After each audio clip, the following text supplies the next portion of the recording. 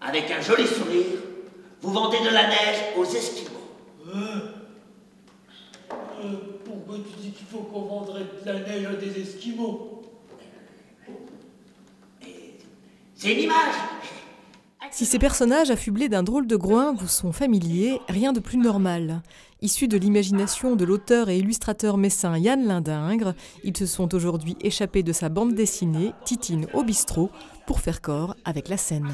J'aime bien les gens qui appellent un chat, et Yann en fait partie. C'est des gens qui prennent pas des détours, qui disent franco de port ce que je pense, donc ça me plaît bien.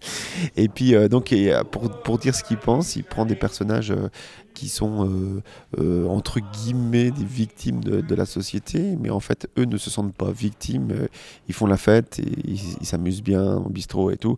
Et finalement on se rend compte au fil de ces albums que les sales bêtes et méchants, c'est pas forcément ceux qui boivent des picons à longueur de journée au bar des amis, mais plutôt les politiciens qui essayent d'avoir leur voix, ou les huissiers qui viennent voler leurs biens, etc., etc. Enfin tout le système qui est fait contre eux, qui les ont construits aussi, quoi.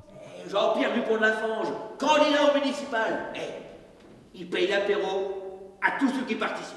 Véritable pilier de comptoir, Titine et ses acolytes vous embarquent dans leurs histoires, un patchwork de tranches de vie issues des 4 tomes de Yann Lindingre, auxquels s'ajoutent pour l'occasion quelques inédits, des gags cultivés non sans un certain humour trash. Les personnages sont très primaires et ils ont des pulsions qu'ils expriment très premier degré.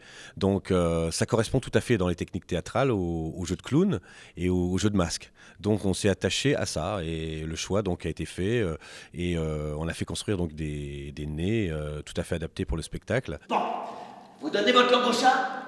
Donne notre langue à la chatte. Moi, je trouve pas que c'est un univers vulgaire du tout. Au contraire, par le biais de ce jeu de personnages qui veulent vivre selon leurs simples envies et le monde dans lequel ils sont plongés, on voit un petit peu toutes les influences néfastes du monde sur les gens simples qui veulent simplement être eux-mêmes.